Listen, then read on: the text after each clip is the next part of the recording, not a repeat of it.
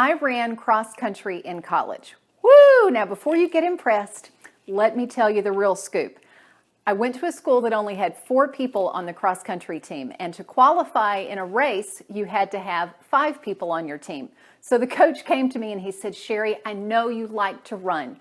Would you be on the team? Now I know you're slow, but I just need you to commit to finish every race. So I committed to finish every race, and I did. And there was actually one race that I finished completely last. The person in front of me was already changing clothes and stretching out by the time I finished, but I kept my promise. I finished every race. And that's what I want us to talk about today, is finishing your race, and specifically something that we trained for in cross country, finishing strong. I'm Sheri Traxler with ViREO Life, author of Go Forward, 28 Days to Eat, Move, and Enjoy Life God's Way. Let's talk about finishing strong.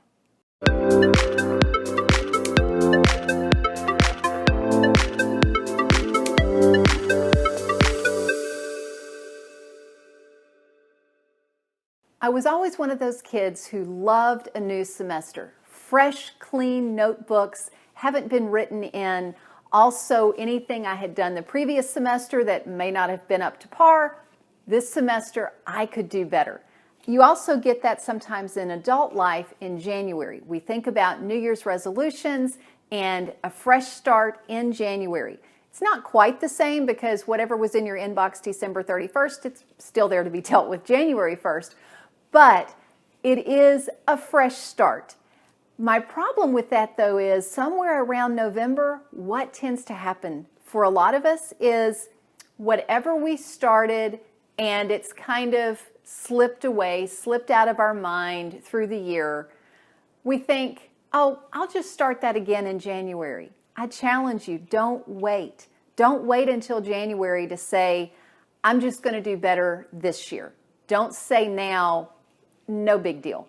It is. You've got 2 more months of this year, 2 months of your life that you can invest reaching the goals that you set at the beginning of the year. So here's a few questions for you. Go back, look at January and February. What were some of the goals that you set for yourself? Revisit them and say, what can I accomplish toward those over this next 8 weeks? If you have health goals that you have been working toward, think to yourself, what's realistic during the holiday season to take care of myself and my health goals so that I don't start in January behind the 8 ball, but actually start ahead. You don't want to gain weight during the holidays that then you have to lose extra in January. What can you do during the holidays to maintain your weight or even improve your health? Think about as well stress. If stress management was a goal for you at the beginning of the year, think about that during the holidays. How can you better manage your stress during these next 2 months? So that is my challenge to you and my challenge to myself is look at those goals. What can we do? Because 2 months, that's sometimes easier to wrap our head around. What can I press in? How can I finish strong in these 2 months than it is to think, what can I accomplish during a year? Because in January, often we think we can accomplish this much. And then because we don't get all of that done, or we're not at the halfway point, at the halfway part of the year, we start to give up. Things begin to happen in life that draw our attention away. In a 2-month time period, you can focus and you can do this. Let me know in the comments sections what your goal, and I say goal because you don't want to have too many goals for this 2 months. What goal do you have that you're going to dig in with and accomplish these last 2 months of the year? Finish this year strong.